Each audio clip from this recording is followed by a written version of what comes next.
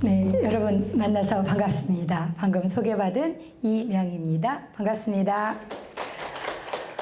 네, 이렇게 삼복더위 너무나 더운 어제가 우리가 중복이었죠. 더운 일을 무릅쓰고 이렇게 강연을 오신 여러분 진심으로 감사드리고요. 저는 강의에 앞서 구리문화원하고는 굉장히 좋은 인연이 있습니다. 사실은 요즘은 제가 이제 이사로 활동을 안 하지만 한 4, 5년 전만 해도 구리문화원 이사로 한 10여 년간 활동한 경험도 있습니다.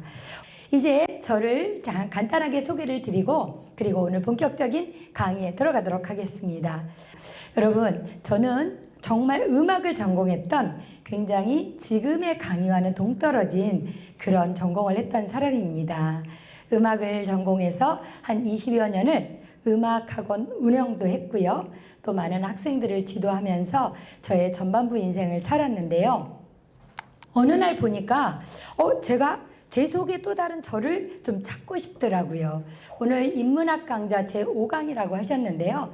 저의 이 강의가, 스피치 강의가 결코 인문학하고 전혀 아주 밀접한 관계가 있다는 걸 말씀드립니다.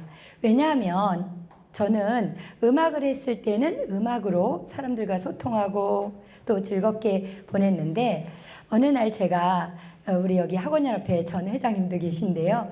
구리 남양주 학원연합회가 있습니다. 학원연합회는 우리 학생들도 여기 한 두어 명 보이는데요. 학생들이 공부하는 보습이나 음악이나 미술이나 다양한 분야에 이런 학생들을 지도하는 것이 학원이잖아요. 근데 이게 연합회가 있어요. 근데 제가 2009년, 10년 요때 딱 여기에서 연합회장을 합니다. 여러분은 지금까지 사시면서 만남의 중요성을 많이 느끼셨을 텐데요. 저 역시 그런 사람 중에 한 사람이었습니다. 제가 음악학원을 하다가 이 강의, 스피치를 만나게 된 게 바로 연합회장을 하면서부터였습니다. 연합회장을 한다는 건 여러 사람 앞에서, 특히 원장님들 앞에서 어떤 모임이나 어떤 행사가 있을 때는 항상 리더를 해야 되는데 저는 그때 그게 너무 재밌었어요.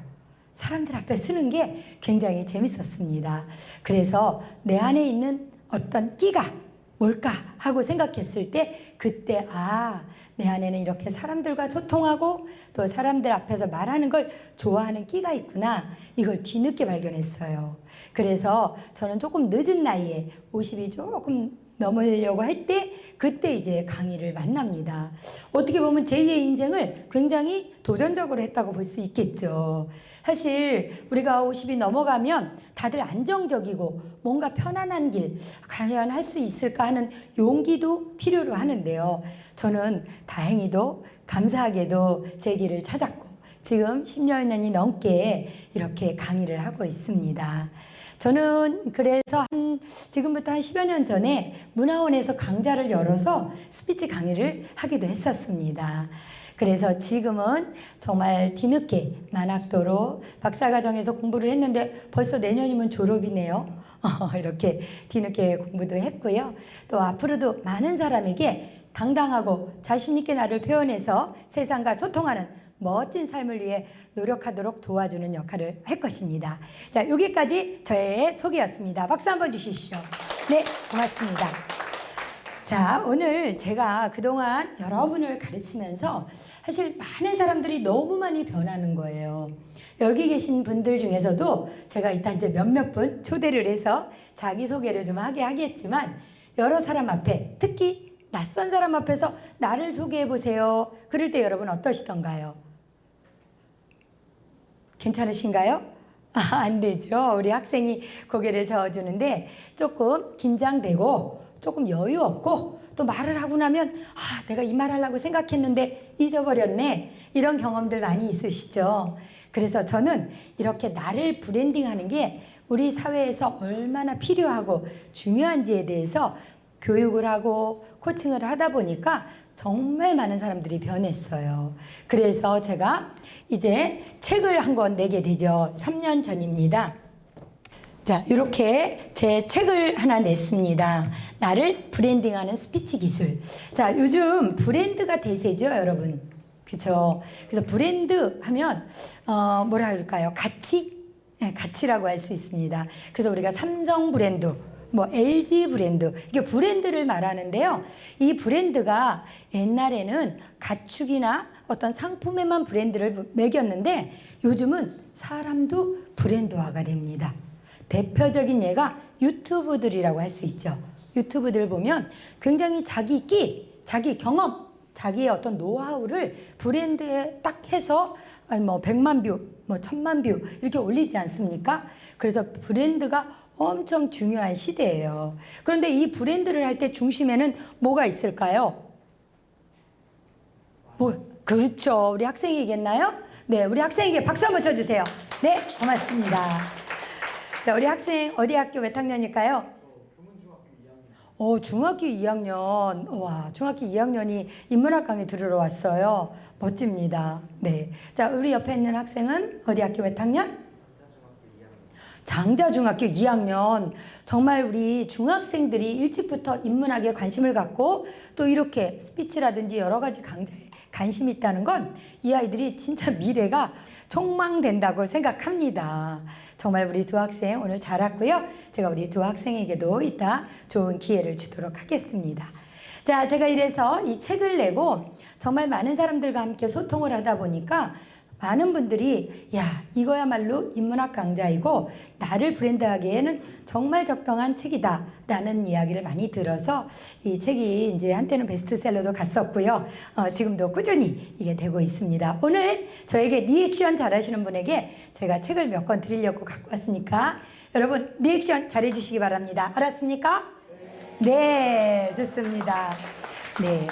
자, 우리나라 사람들은요, 참 이 리액션에 약해요. 한번 따라해 주세요. 리액션을 잘하자. 리액션을 잘하자. 네, 이게 반응을 잘하는 거예요. 속으로는 맞아. 그래. 이러는데 겉으로 리액션을 못해. 그런데 이 말의 중심에는요, 리액션이 있더라고요. 그래서 오늘은 저에게 주어진 시간이 한 40분? 그리고 제가 한 10분 정도는 이제 질의응답 시간을 갖고 여러분과 소통을 할 텐데요. 자, 가만히 보면 리액션만 잘해도요, 인기 있는 사람이 돼요. 그래서 저는 이제 코로나 전에는 큰 강의를 좀 많이 나갔었거든요. 그럴 때 보면 정말 리액션 잘해주시는 분들은 강의도 잘 듣고 또 내 거를 많이 만들어 가시더라고요. 우리 오늘 많은 식구들은 아니지만 오늘 리액션 잘해서 짧은 시간 동안 좋은 소통이 되시길 바랍니다. 아셨죠? 네, 좋습니다.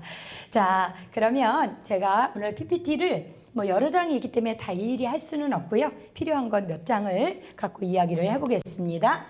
자, 첫 번째 이제 나를 브랜드 하는데요. 아까도 잠깐 제가 말씀드렸지만 나를 브랜드 한다는 건 나의 가치를 찾아서 표현하는 거다라고 말씀드렸습니다. 이게 이제 처음에는 노르웨이어의 달구어지다.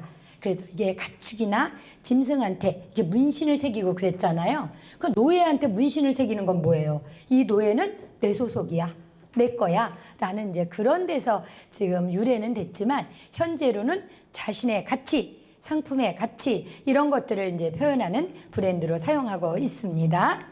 자, 그렇다면 저는 이제 스피치 강의를 나가면 퍼스널 브랜딩 스피치라는 이야기를 자주 하는데요. 스피치의 종류에는 여러 가지가 있거든요. 예를 들면 소통 스피치도 있고요. 설득 스피치도 있고요. 또 때에 따라서는 지식, 정보를 전달하는 스피치도 있습니다. 그런데 저는 퍼스널 브랜딩 스피치라고 따로 이름을 명명을 했습니다. 이 말은 한마디로 나의 가치를 잘 찾아서 그래서 나를 브랜드화해라. 이것을 저는 퍼스널 브랜딩 스피치라고 하는데요. 예를 들어 볼까요? 우리 요리 잘하시는 분 누구죠? 백종원. 그렇죠. 우리 국장님. 아유, 박수 쳐드리세요. 네, 좋습니다. 백종원이에요. 우리 백종원 이 요리사가 요리만 잘하면 영역이 어디? 주방이 전부예요. 근데 이분이 말까지 잘해. 그러니까 걸어다니는 기업이죠. 백종원 씨가 골목시장 한번 왔다 가보세요. 다들 여기 백종원 왔다 갔다고 다 홍보하고 그렇죠. 이만큼 내 능력을, 내 실력을 이 말로 브랜드화 시키면 이거는 훨씬 아주 좋은 가치가 될 수 있습니다. 제가 여기 10년 장인, 20년 명인, 30년 달인이라는 말을 써놨는데요.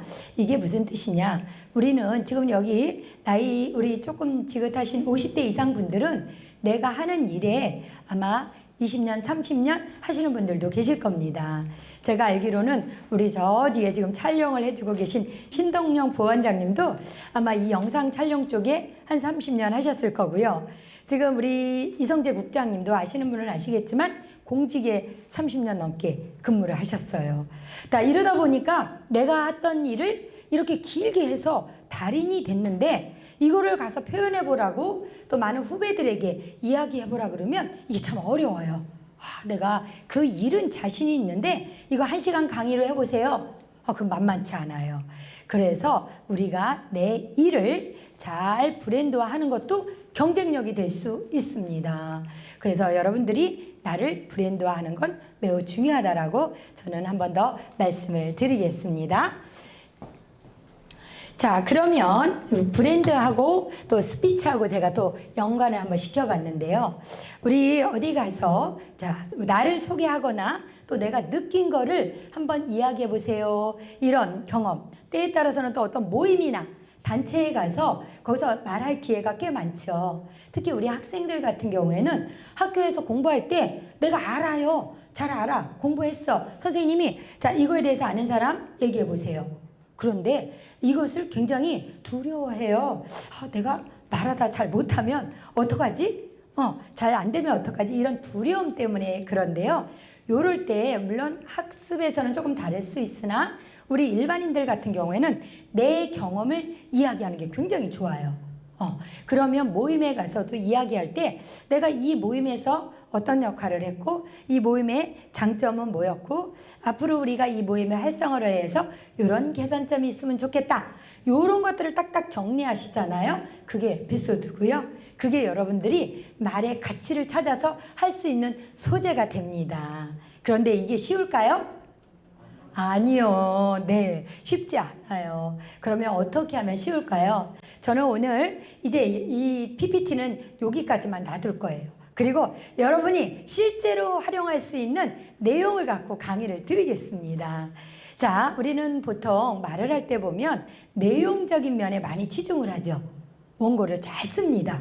엄청나게 길게 내가 만약에 50분짜리 강의다. 그럼 막 강의 하나 엄청 열심히 만들어요. 자, 이걸 내용이라고 그래. 컨텐츠라고 하는데요. 이 컨텐츠에 앞서서 중요한 게 있어요. 그거를 비언어라고 합니다. 따라해 보세요. 비언어. 비언어. 네, 이 비언어의 첫 번째가요. 표정이에요. 표정.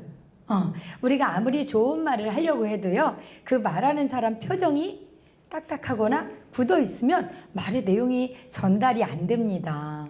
그런데 이 표정을 상황에 맞게 같이 표현하는 거예요. 진지한 말을 할 때는 진지하게, 또 뭔가 화이팅! 이런 말을 할 때는 화이팅하는 표정을 지어야 되고요. 그 상황에 맞는 표정을 짓는 게 굉장히 중요해요. 그런데 평상시에는 어떻게 하면 좋을까요? 제가 여러분에게 표정은 하면 여러분은 밝게 큰 소리를 한번 해보세요. 표정은 밝게. 네, 이 표정 밝은 게 굉장히 중요합니다. 그래서 우리가 처음 만나도 그 사람 표정을 보고 밝으면 왠지 인상 좋은데? 이미지 좋아요. 이런 얘기를 하잖아요. 이게 뭐 어디가 나오겠어요? 옷을 잘 입는다고? 아니면 뭐 그 밖에 요소도 있지만 가장 중요한 건 표정이라는 거. 그래서 첫 번째 이미지 비언어는 표정을 밝게 하는 겁니다. 자, 두 번째로 갑니다. 두 번째는 시선 처리인데요. 사실 여러분들이 모임이나 학교나 단체에서 말할 때 가장 나를 두렵게 하고 내가 좀 주눅이 드는 분야가 시선이에요. 그래서 이 시선을 사람들이 나를 눈을 탁 쓰고 쳐다보면 그 부분에서 딱 긴장이 되거든요. 그런데 이 시선을 내가 먼저 처리하는 거예요. 내가 먼저 골고루 보고, 지금 여러분들 느끼셨는지 모르지만 저는 여러분 한 분 한 분 눈을 맞추려고 지금 노력을 하고 있거든요. 이 눈 맞춤, 시선 맞춤이 굉장히 중요해요. 그래서 처음에 가면 어때요, 여러분? 긴장되면 바닥을 보거나 천장을 보거나 자꾸 딴 데를 봐요. 왜? 사람을 보면 내가 생각했던 내용이 다 기억이 안 날 것 같아. 그러시죠. 끄덕끄덕 해주시는 분도 있고 아닌 분도 있는데 아닌 분 이따 제가 여기 나와서 한번 해보시게 할 거야. 그래서 이제 이 시선 처리가 굉장히 중요합니다. 자, 시선 처리할 때는 어떻게 하느냐? 골고루 하는 게 중요하겠죠. 그래서 제가 두 번째로 시선은 하면 여러분은 골고루 한번 해보겠습니다. 시선은 골고루. 네. 그래서 단체나 학교나 어디든 대중 앞에서 말할 때는 시선 처리 골고루 하는 거 중요하다. 이것도 기억하시면 좋겠습니다. 자, 그러면 지금부터 제가 여러분이 어떻게 시선 처리를 잘하는지 실전 경험을 한번 해보겠습니다. 자, 이렇게 두 분씩 앉으셨는데요. 여기 학생은 좀 멀리 떨어졌지만 둘이 쳐다보고요. 자, 두 분이 마주보고 시선을 아무 얘기도 하지 않고 눈만 마주쳐 보세요. 옛날에 우리 눈싸움이라고 그랬죠? 싸움까지는 하지 마시고 제가 이제 30초를 잴 겁니다. 자, 눈을 한번 마주 보세요. 자, 옆에 앉으신 분들끼리 준비 갑니다. 네, 조용히 하시고 준비 시작.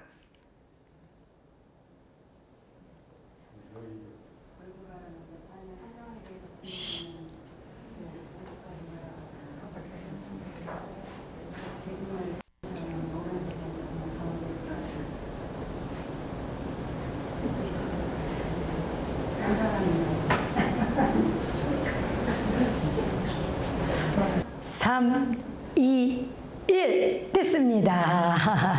30초가 꽤 길죠? 네. 그만큼 우리가 눈 맞춤이 사실은 쉽지 않아요. 그래서 눈을 마주보고 말하고 눈을 맞췄을 때 우리는 공감을 할 수 있습니다.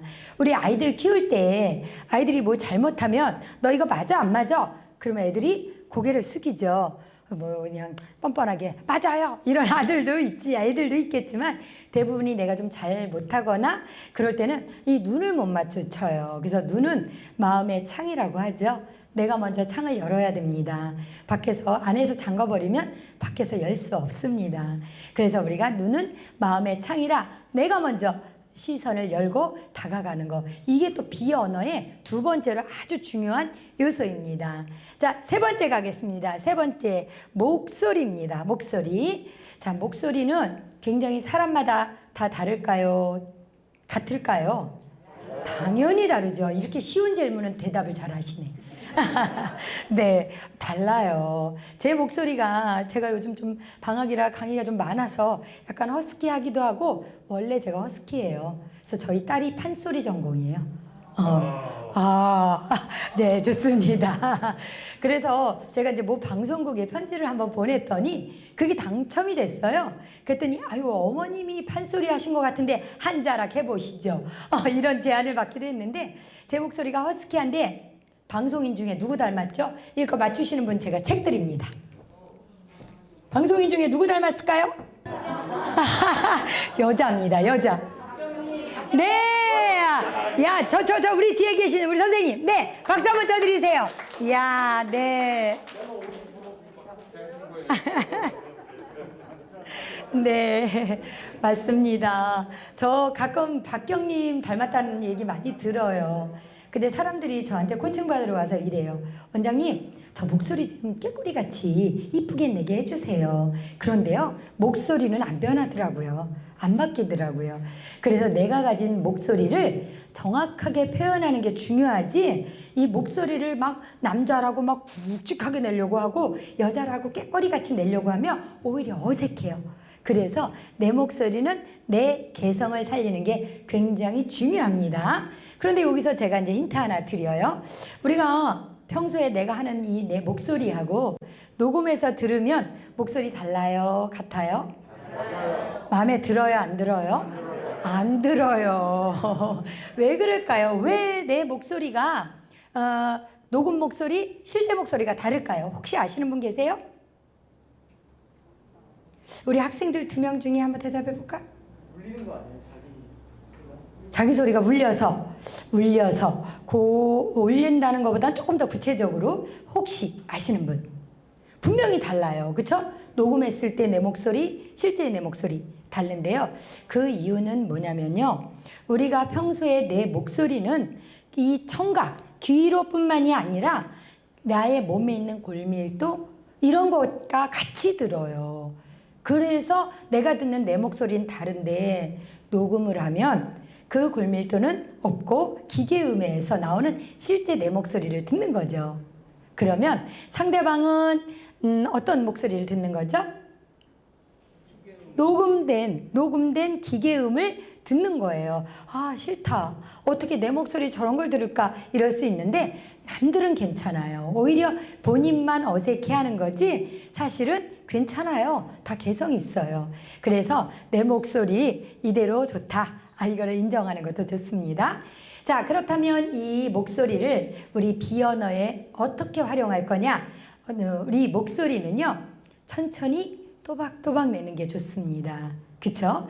그래서 또 한번 따라해 보세요. 내가 한 말이 말이 아니고 상대방 들은 말이 말이다.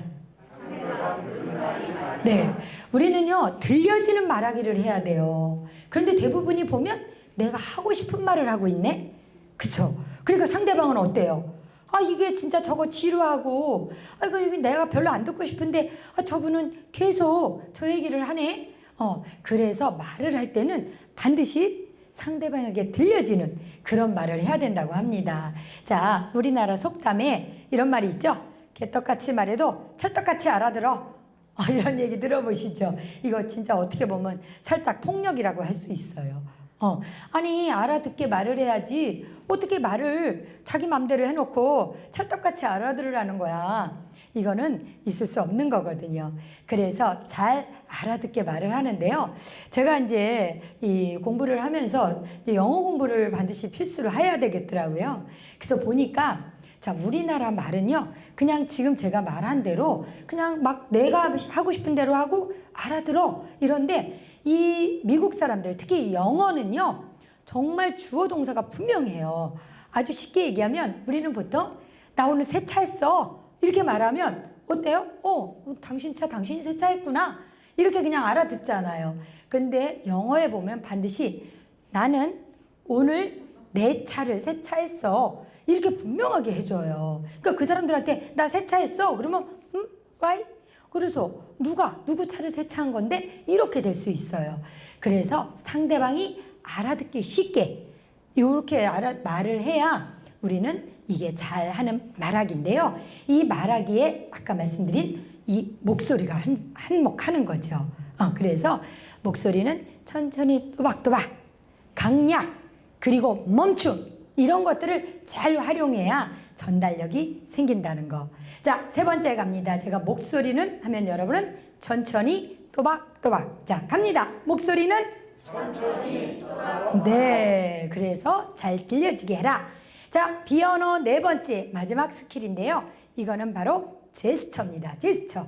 자, 제스처는요. 연단에 섰을 때 인사부터 그리고 움직이는 거 이런 손 모양 이런 게 다 제스처라고 할 수 있어요. 이 강의나 대중 앞에서 말할 때 너무 고정해서 말하면 듣는 사람이 좀 지루해요. 딱딱해요. 근데 제가 좀 이렇게 움직이고 또 손도 쓰고 또 이렇게 왔다 갔다 하면 여러분들이 좀 이렇게 집중하는 효과가 있어. 그리고 말하는 사람도 덜 지루해요. 왜? 말만 그냥 서서 하면 얼마나 딱딱해요. 그동안 4강을 여러분들이 계속 들으신 분들도 있고 또 앞으로 계속 들으실 텐데 이 강의하시는 분들이 이 제스처를 잘 쓰잖아요. 엄청 여유 있는 강의가 돼요.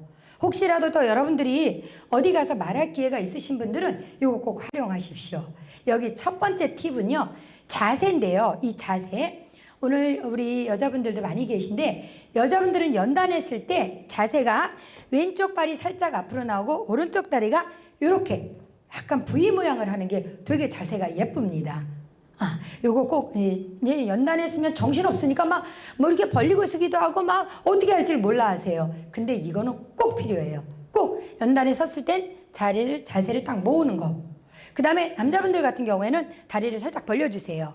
네, 그렇게요. 그리고 어깨를 딱 펴주세요. 어깨를 딱 펴고 그리고 손은 대부분이 우리 남자분들 손을 앞손 아니면 뒷손 이렇게 하는 경우가 되게 많아요. 이 손 처리를 어떻게 해야 될지 몰라서 굉장히 쩔쩔매는 경우가 많은데 손은 약간 가볍게 주먹을 쥐고요.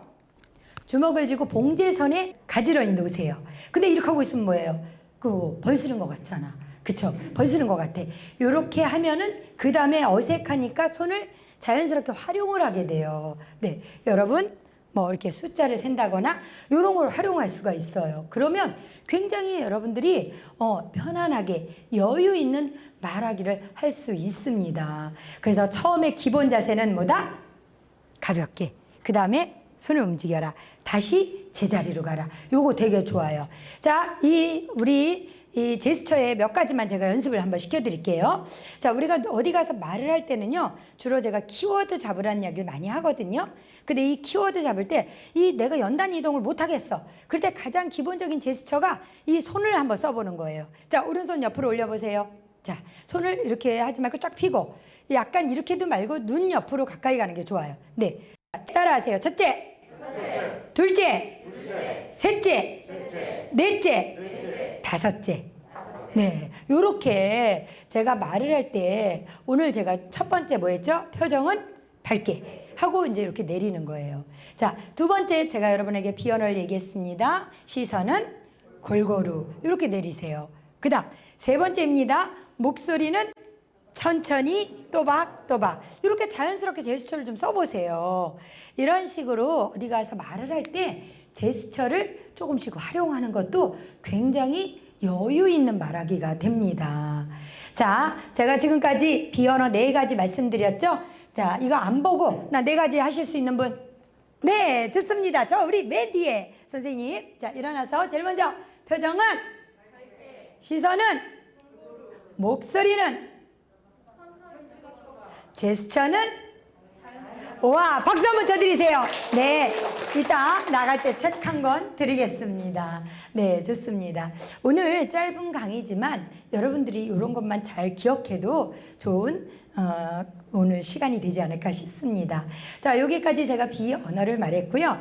제 책에 나온 여러분들이 브랜드를 하기 위해서 필요한 몇 가지 요소를 또 말씀드리고자 합니다.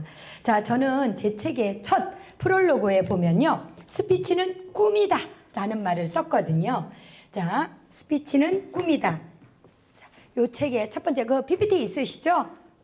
PPT에 꿈 얘기 들어있던가요? 네, 보세요. 스피치가 왜 꿈일까요? 스피치가 왜 꿈일까요? 어려워요. 그쵸? 네. 제가 왜 스피치가 꿈인지 말씀을 드릴게요. 자, 우리는 예를 들어서 우리 학생들 같은 경우에 대학을 가거나 아니면 사회에 취업을 할 때 제일 먼저 무슨 관문을 넘어요? 면접. 물론 필기를 먼저 통과하고 면접을 보긴 합니다만 면접이라는 관문을 넘어야 돼요. 이 면접을 할 때는 뭐가 들어가요? 말이 들어가요. 나를 어필해야 돼요. 나는 여기 왜 지원했고 나의 장점은 뭐고 나는 어떻게 앞으로 내가 이 학교에서 공부를 할 거고 또 때에 따라서는 회사에서 역할을 맡을 거고 이런 거를 면접을 통해서 이야기를 합니다. 그런데 이때 우물쭈물하고 내가 분명히 실력도 있고 공부도 잘했고 능력도 있는데 그걸 표현을 못하면 내 꿈을 이룰 수가 없습니다. 그래서 스피치는 꿈을 이루는 도구가 될 수 있고요. 두 번째 스피치는요, 우리가 평소에 제가 이제 코칭했던 분 중에 한 분인데요. 이분은 연구원이에요, 연구원. 그래서 서울신가요? 어디 그러니까 뭐 구체적으로 말하긴 좀 그렇습니다만 한 분야의 연구원이신데 진짜 연구 능력이 뛰어나세요. 그래서 연구를 아주 잘했는데 이 연구라는 게 뭐예요? 결국은 내가 연구한 거를 이 프레젠테이션을 해야 되잖아요. 그래서 프레젠테이션을 하러 가는데 그것만 가면 덜덜 떨리는 거야. 나는 평상시에 연구도 잘하고 그냥 앉은 자리에서 말하는 건 잘하는데 서서 프레젠테이션을 하려면 너무 떨려서 가면 맨날 덜덜 떨다가 할 말 못하고 와요. 근데 이분 꿈이 자기는 나중에 이 연구소를 한번 차려보는 거예요. 자, 이분은 과연 말을 통해야만 꿈을 이룰 수 있지 않겠습니까? 그쵸? 이분이 말을 못하면 그분은 끝까지 자기의 꿈인 연구소도 또 그 조직에서 인정받기도 어렵습니다. 그래서 저는 스피치는 꿈을 이루는 도구다 라고 말을 할 수 있다고 봅니다. 또 이 스피치는요, 근데 꿈이 있을 때 한 가지 더가 있는데요. 뭐냐면 이 꿈이라는 게 막연하게 나 그거 하고 싶어. 예를 들어서 우리 온 두 학생이 지금 중학교 2학년이지만 나는 될 수 있으면 스카이에 입학하고 싶어. 이런 꿈이 있어요. 그러면 이 꿈을 그냥 막연하게 내 머릿속에만 갖고 있으면 이 꿈은 어느 순간 스르륵 사라질 수도 있어요. 그쵸? 근데 이 꿈을 계속 자기 암시도 하고 또 엄마나 아니면 친한 친구들이나 어느 이런 분위기가 되면 꿈 얘기를 해보는 거예요. 나는 모 대학에 가서 뭐를 전공해서 이 사회에 이런 사람이 되고 싶어요. 라고 자꾸 언어화 하잖아요. 그럼 이 꿈은 시들지 않아요. 왜? 사람은 말을 뱉으면 그게 나에게 각인이 되게 돼 있거든요. 저희 수업 중에 보면은 흡연, 이 금연을 하겠다고 다짐하시는 분들 있으세요. 내가 올해는 꼭 금연을 할 거야. 특히 여자분들 중에는 뭐예요? 첫 번째, 저 꿈이 네? 다이어트. 네, 맞습니다. 자, 이제 다이어트 해야지 꿈을 생각하고 그 대신 생각만 해. 그래, 맛있는 거 있으면 아유 내일부터 해야지. 그냥 계속 먹어요. 그렇죠? 이러다 보니까 이 꿈이 자꾸 사라져. 그래서 꿈을요 자꾸 공론화하는 게 굉장히 중요해요. 자, 나는 이번에는 꼭 다이어트를 할 거야. 한꺼번에 10kg 못 빼니까 자, 이달 안에 나는 1kg만 뺄 거야. 그러기 위해서 정말 저녁은 6시 이후에 안 먹고, 자, 물은 많이 먹고, 그 대신 뭐 술이나 아니면 기름진 음식은 내가 최대한 절제를 할 거야. 이걸 자꾸 말로 하는 거예요. 그러면 나도 모르게 그게 실천 가능한 목표가 되더라고요. 그래서 스피치는 꿈이다. 이렇게 할 수 있고요. 자, 두 번째 스피치는 소통이다. 따라해 주세요. 스피치는 소통이다. 박자가 안 맞아. 박자가. 스피치는 하면 여러분 소통이다. 스피치는 소통이다. 네, 두 번째 스피치가 바로 소통이에요. 그쵸? 왜? 우리는 누군가를 만날 때 대화를 하거든요. 부부간에도요. 왜 소통이 안 돼요? 말이 안 통해. 자, 우리 이성재 국장님 어때요? 소통 잘하세요? 잘 못합니다. 네. 그걸 그렇게 큰 소리로 자랑하듯이 얘기하면 어떡해요? 잘하려고 노력합니다. 네. 우리가 점점 부부 생활을 오래 하고 또 부모 자녀 간에도 또 사제 간에도 조직 간에도 가장 소통이 안 되는 첫 번째 원인이 의사소통입니다. 말이 안 통해요. 근데 말이 잘 통하면요. 제일 친한 사람, 제일 가까이 하고 싶은 사람, 제일 편안한 사람이 됩니다. 그래서 스피치는 소통의 도구입니다. 따라 한번 해볼까요? 소통이 불통이면 고통이다. 시작! 소통이 불통이면 고통이다. 자, 말 되나요? 네. 그래서 소통을 불통되면 우리는 언제 어디서나 고통스러워져요. 자, 내가 어디를 급하게 가야 돼요. 그런데 가다가 앞에 웬 차가 사고가 나거나 고장이 났어요. 그래서 교통이 딱 멈춰버렸네? 고통스럽죠. 그쵸? 이게 빨리 소통이 돼서 내 목적지를 가야 되는데 불통이 됐잖아. 이렇듯 우리는 소통을 잘해야 행복할 수 있습니다. 그 중심에는 뭐가 있다? 의사소통, 스피치가 있다. 그래서 제가 스피치는 소통이다라고 했죠. 자, 이제 세 번째로 갑니다. 제가 스피치는 하면 여러분 리더십이다 가겠습니다. 스피치는 리더십이다. 네. 자, 우리는 세상을 살다 보면 두 사람만 있어도 한 명의 리더가 있어요. 그쵸? 우리가 친구가 됐던 무슨 조직이 됐던 두 사람만 있어도 한 사람의 리더가 있게 마련이에요. 왜냐하면 한 사람을 의견을 따라야 되니까. 그런데 이렇게 중요한 리더십의 중심에도 스피치가 있더라고요. 말되죠? 그래서 어느 조직이 잘 굴러가. 그리고 그 조직이 정말 행복해. 그거는 리더의 스피치 능력이 뛰어난 것도 분명히 작용을 합니다. 그게 전부라고 할 수는 없지만 많은 부분을 차지한다고 봅니다. 그래서 이 리더십을 키우는데도 스피치가 아주 중요합니다.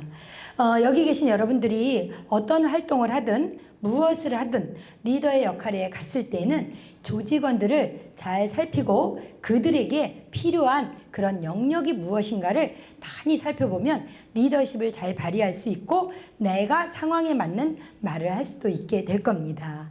그래서 세 번째 스피치는 리더십이다.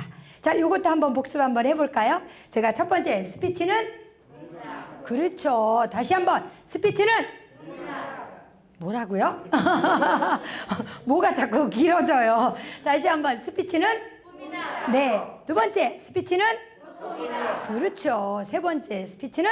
이루어진다. 네. 어디 가서 강의 들을 때요. 가만히 듣고만 있다 오면 기억이 안 남아요. 그런데 이렇게 내 입으로 아웃 해보잖아요. 그러면 그게 기억에들 많이 남아들 하시더라고요.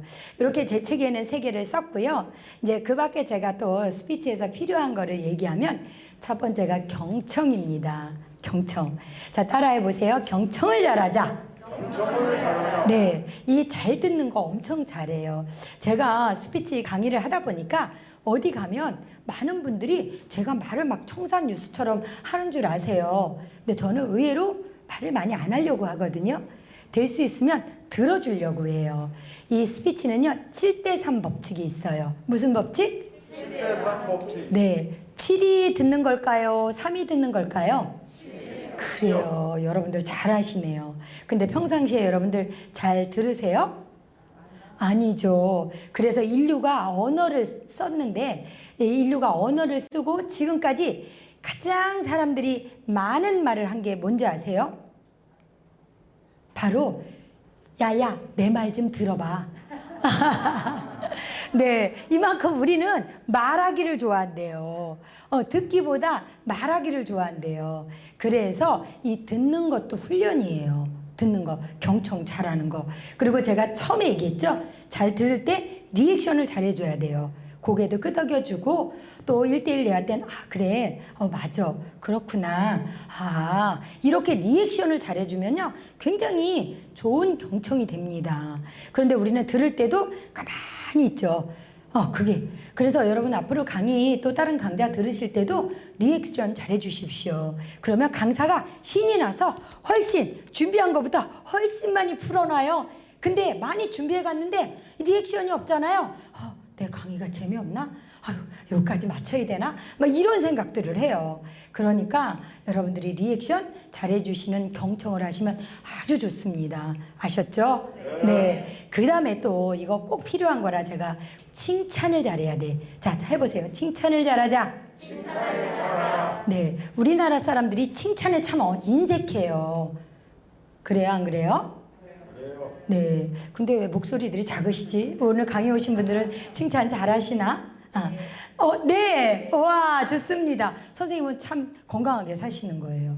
왜냐하면 우리는 이런 예를 들면 그런 거 있죠. 요즘이야 뭐 집들이 할 때 밖에서 먹고 와서 집에서 차만 마시지만 옛날에는 손님 초대하면 집에서 음식 다 장만했죠. 그러면 실컷 장만해 놓고 차린 건 없지만 많이 드세요. 이런 경우 많죠. 근데 이거는 지나친 겸손이거든요, 사실. 제가 열심히 차렸으니까 맛있게 드세요. 이래야 되는데 우리는 칭찬을 하는 것도 인색하고 칭찬을 받는 것도 어색해. 그래서 누가 뭐 좋으세요 막 이러면 예, 네 뭐 이러고 그냥 자꾸 몰려 아니에요 이런 식으로 진짜 지나친 겸손을 그래서 진짜 적당한 범위 내에서 네 고맙습니다 라고 하면 그게 훨씬 좋은 그런 말하기가 되고 또 칭찬 기법이 돼요. 그렇잖아요. 내가 열심히 우리 여기 선생님 계신데 선생님이 모자도 정말 예쁘게 쓰시고 꽃무늬 원피스가 너무 예쁘세요. 제가 이렇게 칭찬을 했는데 선생님이 아니에요 뭘요 이러면 칭찬한 사람이 얼마나 어색해. 그렇죠? 선생님처럼 멀리 있지만 감사합니다. 이런 내용을 해주시니까 소통이 잘 되는 거야. 그래서 칭찬을 평소에 잘해야 됩니다. 우리 오늘 남자분들 계신데요. 집에 가서요. 아내들에게 칭찬 많이 해주세요. 그러면 반찬이 달라져요. 근데 이게 뭐야 왜 이렇게 짜? 왜 이렇게 싱거워? 당신 뭐야 머리가 그게 이런 식으로 얘기를 하면 사랑 못 받습니다. 아셨죠? 자, 우리 아내분들도 마찬가지고 우리 학생들도 마찬가지예요. 친구들에게 또 좋은 말로 상대를 자꾸 칭찬하고 격려하는 말 굉장히 중요합니다. 그래서 칭찬은 고래도 칭찬은 고래도 네, 그런 거예요. 그래서 우리가 이 칭찬 잘하는 것도 좋은 스피치 스킬 중에 하나가 될 수 있습니다. 그러면 칭찬은 어떻게 해야 될까요? 이거 그렇게 어렵지 않아요. 첫 번째, 관심을 가져야 돼요. 관심을 가지면 처음 본 사람도 사실 칭찬할 수 있어요. 사실 저에게 긴 시간이 주어지면 제가 여러분들 나오시게 해서 칭찬하는 훈련도 좀 해보거든요. 그런데 이제 다음에 또 기회가 되면 꼭 해볼게요. 관심 가져야 됩니다. 자, 이제 두 번째, 칭찬은 신선해야 돼요. 무슨 말이냐? 어저께 칭찬해놓고 또 똑같은 말을 내일 또 칭찬해. 제가 우리 남자분들 집에 가서 아내 칭찬하라 했더니 야, 반찬 맛있다. 근데 똑같이 그 다음날 야, 반찬 맛있어. 이러면 이거는 신선한 칭찬이 아니야. 그쵸? 그래서 신선한 칭찬, 새롭게 칭찬, 새로운 걸 봐서 칭찬하라는 거예요. 세 번째, 타이밍에 맞게 칭찬해야 돼. 그쵸? 딱 봤을 때, 이거, 근데 우리는 머릿속으로만, 저거 예쁘네? 저거 괜찮네? 멋있네? 머릿속으로만 있다니까? 근데 그걸 그때그때 표현을 해주는 거예요.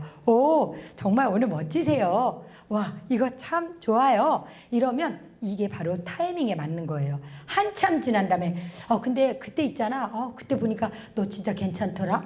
이거 뭐야, 이거? 그쵸? 칭찬이야, 뭐야? 그래서 타이밍에 맞게.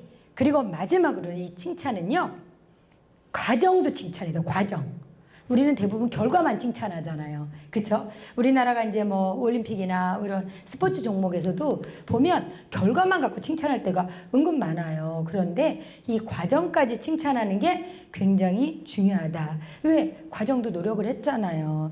우리 자녀들이 학교에서 성적을 밤새도록 공부하고 열심히 했는데 생각보다 성적이 안 나왔어. 그러면 아이고 밤새 공부하더니 그게 뭐야? 이러면 애가 얼마나 의기소침해지겠어. 야, 괜찮아. 이번에 네가 이렇게 열심히 했으니까 다음에는 충분히 잘할 수 있어. 수고했다. 이렇게 격려의 칭찬을 해줘야 돼요. 근데 우리는 그 결과만 갖고 맨날 칭찬을 하다 보니까 칭찬거리가 없네. 그래서 이렇게 네 가지 제가 말씀드렸죠. 관심을 갖자. 신선하게 하자. 그리고 타이밍에 맞춰라. 그리고 과정도 칭찬하자. 이렇게 이야기를 했습니다. 자, 이렇게 제가 짧은 시간이기 때문에 여러 가지 얘기를 드렸어요. 첫 번째, 비언어적인 요소, 우리가 대중 앞에서 말할 때 중요하다. 두 번째, 제 책에 나와 있는 꿈과 소통과 리더십에 대한 이야기, 그리고 마지막으로 경청과 칭찬에 대한 이야기를 여러분께 드렸습니다. 많은 이야기를 드리고 싶지만 이제 시간이 얼마 남지 않아서 여러분들이 혹시 스피치에 관련된 또 PPT를 보시고 나눠드린 자료를 보시고 궁금한 게 있으면 질문 주시면 제가 성심껏 답변 드리겠습니다. 떨리고 이러는 것은 그 자기 개인의 그 욕심 때문에 잘하려고 하는 욕심 때문에 그렇다고 하는데, 떨리는 게 욕심 때문에 떨린다고 하는데 맞는 말인가요? 라고 질문을 해주셨거든요. 반은 맞고 반은 안 맞는 부분도 있습니다. 자, 왜냐하면 우리는 대중 앞에 서면 어때요? 잘하고 싶죠. 그쵸? 멋지게 하고 싶죠. 호응 좋게 하고 싶죠. 그런 욕심이 있는 거 맞습니다. 그런데 그런 것도 있지만 사실은 더 큰 세 가지가 있거든요. 첫 번째, 심리적인 요소가 있습니다. 심리적으로 나 잘해야 되는데 못하면 어떡하지? 이런 심리적인 불안감이 첫 번째 요소가 되고요. 두 번째는 상황적인 요소도 있습니다. 예를 들어 나보다 말을 더 잘하는 사람이 앞에 있거나 또 뒤에 저 사람은 진짜 말 잘하는데 이런 경우, 그리고 정말 높으신 분이 있어. 지금 우리 여기 안영기 원장님도 와 계시지만 예를 들어 내가 말을 해야 되는데 정말 어려운 분들이 와 계셔. 그럴 때도 이게 떨려요, 많이. 그리고 마지막 세 번째가 경험적인 불안감이에요. 경험. 내가 발표를 했는데 그때 나 너무 못했어. 나 그때 진짜 너무너무 창피했어. 이게 머릿속에 맴도는 한 우리는 발표가 불안해지고 떨림이 생겨요. 그래서 이 세 가지를 잘 극복하면 돼요. 심리적으로도 잘하면 되지. 이런 적극성과 상황적으로도 나는 준비했고 여기 계신 분들은 내 얘기를 들을 거야. 신분의 고의를 막론하고 이렇게 생각하시고요. 경험, 그래 지난번에 내가 못했지만 이번엔 잘하려고 다 준비했잖아. 이런 이런 생각을 딱 긍정적으로 갖는 순간 불안을 극복할 수 있습니다. 네, 좋은 질문 감사합니다. 네, 또 다른 분. 세 분이나. 좋아요. 우리 학생부터 듣겠습니다. 우와, 좋은 질문이에요. 박수 한번 쳐주세요. 이야. 힘 있는 스피치의 원동력이 무엇이라고 생각하느냐, 이 얘기인데요. 그건 바로 저는 준비와 연습이라고 생각해요. 준비와 연습. 그쵸? 내가 힘있게, 자신있게 하려면 내가 충분히 준비하고 충분히 노력하면 얼마든지 할 수 있거든요. 그래서 내가 발표, 특히 우리 학생이니까 뭐 이렇게 리더십을 발휘해서 반장, 회장 할 수도 있고, 그 다음에 또 발표를 학교에서 수업 시간에 할 수도 있잖아요. 그럴 때 힘있게 하려면 자신감이 있으면 돼요. 그 자신감의 기본은 준비와 연습이다. 이렇게 얘기하면 됐습니다. 자, 어떻게 답이 됐나요? 네, 좋습니다. 자, 우리 핑크색 옷 입은 선생님. 그럴 때는 목소리 톤이 좀 높아져요. 네. 그러면 상대방은 제가 화가 났다고 생각하는 경우가 있더라고요. 네. 어떤 걸 연습을 해야지 좀 도움이 될까요? 어떻게 내가 말을 하다 보면 톤이 높아지고 말이 빨라지고 그런데요. 그래서 이걸 어떻게 극복하냐고 질문을 주셨거든요. 자, 이거는요. 대부분의 사람들이 경험이 없으면 긴장을 해요. 긴장을 하면 말이 빨라지고 톤이 높아집니다. 그러면 편안하게 여유 있게 내 의사 전달이 안 됩니다. 이럴 때 가장 좋은 첫 번째 방법은요. 복식 호흡을 해보는 겁니다. 미리 사전에 편안하게 복식 호흡을 해서 나의 흥분을 좀 가라앉히는 거예요. 그리고 제일 또 말씀드린 대로 자, 내가 말이 빨라진다는 건 뭐라고요? 긴장했기 때문이라고. 여유 있는 사람은요. 말이 빨라질 이유가 없어요. 제가 지금 말이 빨라지던가요? 아니죠. 여유가 있으면 말이 빨라지거나 또 톤이 올라가지 않습니다. 내 조절이 스스로 가능해요. 그래서 뭐 이것도 같은 맥락이 되겠지만 복식 호흡을 하고 충분한 준비. 그리고 제일 중요한 거 그렇게 내가 말할 때 키워드를 잡아보는 방법도 되게 중요해요. 이게 이제 말을 하다 보면 전문 강사나 전문 말하기 아니면은 내 생각했던 의도대로 말이 안 가요. 그러다 보면 긴장이 더 되거든요. 그럴 때 내가 말하고자 하는 부분에 키워드를 딱딱 잡고 그 순서대로 가면 톤이 빨라지거나 톤이 높아지거나 말이 빨라지는 걸 충분히 잡을 수 있습니다. 그래서 이런 것들은 많이 연습을 하셔야 돼요. 그래서 사전에 한번 녹음도 해보시고요. 내가 말할 기회가 있으면 연습도 한번 해보시면 좋겠습니다. 네, 아까 이쪽에서도 네 질문하셨어요. 모임이나 단체 어디에 갔을 때 나와서 자기 소개나 인사를 하라고 했을 때 어떻게 시작하면 가장 좋을까요? 자, 우리 사회생활을 하다 보면 어디 가서든 나를 소개할 때가 있죠. 대부분이. 그렇죠? 네, 맞아요. 자, 여러분들 소개 안 해보셨어요? 많이 해봤죠. 자, 다른 분들 다 리액션 없네. 소개들 다 해보셨죠? 네, 제가 아까 계속 리액션 잘하자고 그랬는데. 네, 소개들 분명히 해보셨을 거예요. 어떤 것부터 시작해야 될까? 상황에 따라 다릅니다. 예를 들어서 제가 지금 여기 왔을 때는 저의 소개를 우리 국장님도 해주셨지만 저는 이제 이 책을 나를 브랜딩하는 스피치 기술이란 책을 갖고 이제 강의 테마를 잡았잖아요.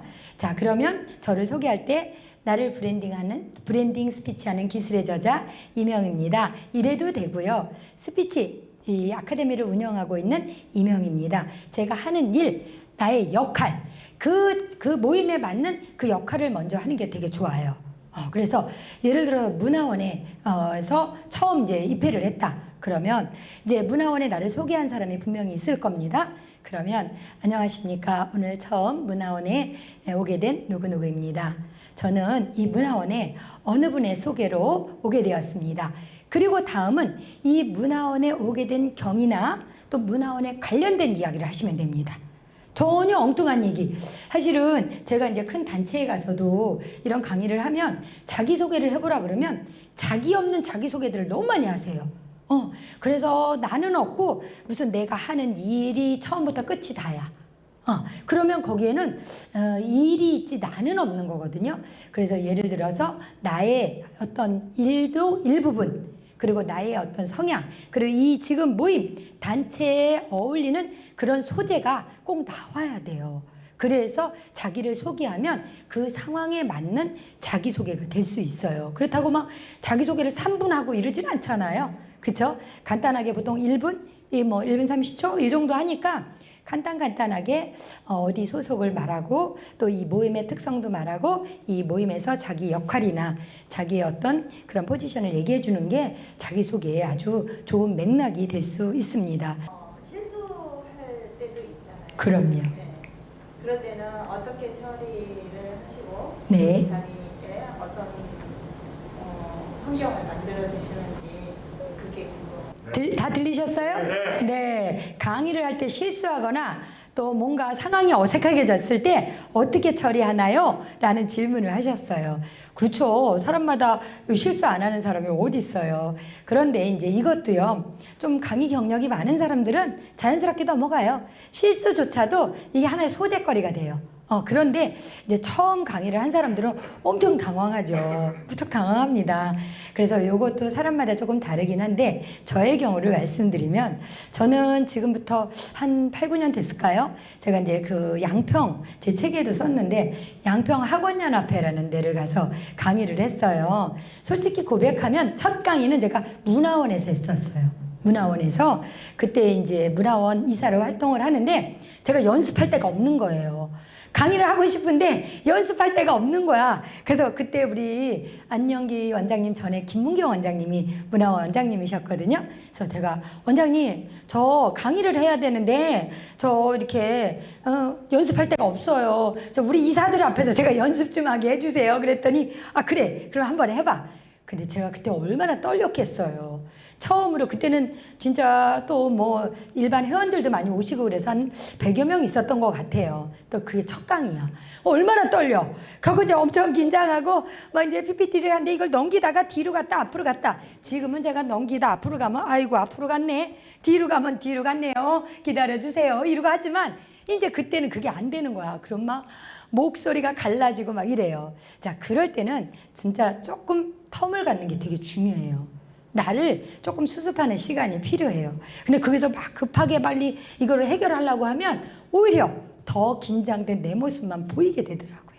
그래서 여러분들 같이 또 어디 가서 말하다가 실수를 해. 그러면 그거를 약간 정정하고 가는 것도 괜찮아요. 제가 조금 전에 드린 말씀은 하다 보니 좀 긴장했네요. 그래서 이 부분은 이렇게 정정합니다. 하고 가는 방법도 있습니다. 물론 그것도 여유가 필요하겠지만요. 네, 좋은 질문이세요. 감사합니다. 또 혹시 있을까요? 먼저 말을 거는 게 너무 좀 떨리고 무섭고 그런 느낌이 있어가지고 상대방이 먼저 나한테 뭘 물어보지 않으면 제가 먼저 말을 안 하더라고요. 네. 어떻게 해야 되나요? 와, 우리 학생, 우리 지금까지 질문 중에 정말 저가 가장 좋은 질문이라고 얘기해주고 싶어요. 박수 한번 쳐주세요. 네. 자, 우리는 다 이렇게 대인관계를 맺고 살잖아요. 근데 우리가 가서 먼저 안녕하세요 이러고 하면 좋은데 못한단 말이에요. 특히 이제 좀 나이를 먹고 좀 사회생활을 하신 분들은 괜찮지만 우리 학생같이 좋은 친구도 있고 또 내가 먼저 다가가고 싶은데 가기에는 너무 어색해. 그래서 쑥스러워. 못 다가가요. 자, 그럴 때 어떻게 다가가면 좋겠냐는 그런 질문이거든요. 자, 그럴 때 저는요, 가서 아까 얘기한 대로 가볍게 인사, 안녕하세요 하고 가벼운 칭찬을 하는 게 가장 좋은 것 같아요. 내지는 같은 장소에 있는 공동체의 어떤 이야기를, 소재를 꺼내요. 예를 들면 여기 왔잖아요. 왔는데 여기 친구가 왔어. 둘이 아는 사이예요? 이 친구랑 아는 사이예요? 모르는 사이죠. 근데 보니까 다들 어른인데 중학교 2학년, 그것도 다른 학교. 다 같은 친구가 왔네. 얼마나 반가워요. 그쵸? 근데 말 못 붙인단 말이야. 그럴 땐 만나서 반가워요. 강의 들으러 왔어요? 이렇게 얘기를 먼저 해보는 거야. 그러면 이쪽에서도 나도 강의 들으러 왔어요. 그러면서 나는 어디 학교 몇 학년인데 어디 학교 다녀요? 이렇게 말을 거는 거죠. 제가 학생이나 어른들에게도 이런 얘기 참 많이 하거든요. 정말 좋은 친구는 내가 먼저 다가가서 서로 교류를 하는 게 좋아요. 근데 겉으로 정말 와 너무 괜찮다. 저 사람하고 정말 좋은 소통하고 싶다. 그런데 먼저 못 다가가. 그쵸? 그리고 저 사람이 말을 걸었을 때 겨우 대답도 하고 어떤 때는 당황해. 그래서 뭐지? 이렇게 갈 수가 있는데 그럴 때도 정말 성의껏 대답해주고 질문 받았으면 거꾸로 질문 한 번 더 하세요.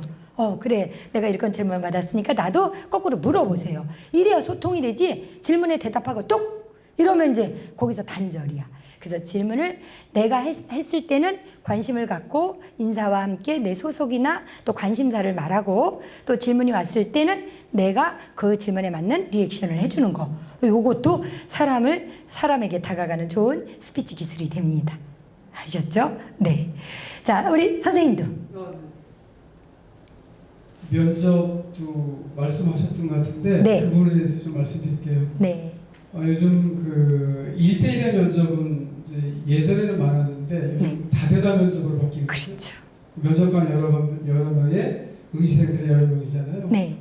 근데 응시생들의 그 고민이 네. 여럿이 앉혀놓으니까 외모부터 해서 네. 지금 말씀하신 스피치까지 다. 그럼요. 이 상황에서 나를 좀 부각시킬 수 있는 방법, 네. 이게 말을 받는 그런 스킬이라든가 이런 거 네. 혹시 짧은 시간이지만 좀 네. 네. 어떻게 보면 사실은 면접 얘기는 조금 여기서는 조금 그렇지만 또 질문 주셨으니까 제가 말씀드릴게요. 요즘은 다대답 면접 많아요. 토론 면접도 있어요. 그렇죠? 주제 하나를 갖고 토론을 주고받아야 돼. 이럴 때 상대를 또 너무 제압을 하면 독선적이고 또 대답을 못하면 약간 처져요.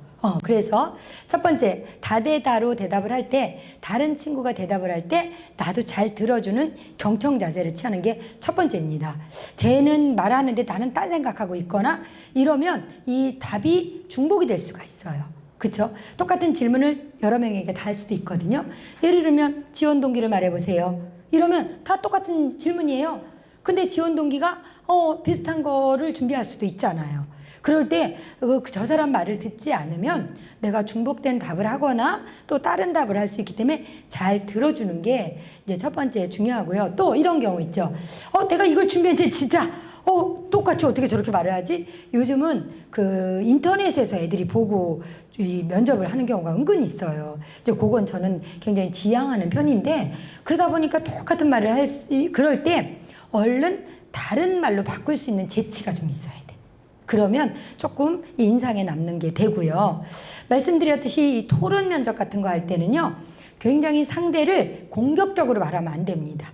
그 사람 의견을 잘 들어주고 경청을 하고 그리고 나서 내 얘기를 잘 전달하면 굉장히 이게 주고받는 말이 되고 될 수 있으면 그 핵심적인 질문을 하는 능력이 있으면 아주 좋겠죠. 그래서 이 핵심적인 질문을 하는 능력은 개개인마다 다 달라요. 그 사람의 어떤 지식 수준이라든지 정보 능력이라든지 이런 거에 따라 달라질 수 있기 때문에 그런 면접에 대한 거는 굉장히 디테일이 필요하더라고요. 그래서 깊게는 말씀을 못 드리지만 전반적으로는 상대 얘기 잘 듣고 질문에 확실한 핵심을 알고 그리고 이 상황에 맞는 중복되지 않는 말을 하는 게 좋다라고 말씀드리고 싶습니다. 자, 이렇게 오늘 여러분과 이런 강의를 했는데요. 앞으로 또 기회가 된다면 여러분에게 좋은 스피치로 다시 한번 만나는 귀한 시간이 되기를 바라며 오늘 강의 마치겠습니다. 수고하셨습니다.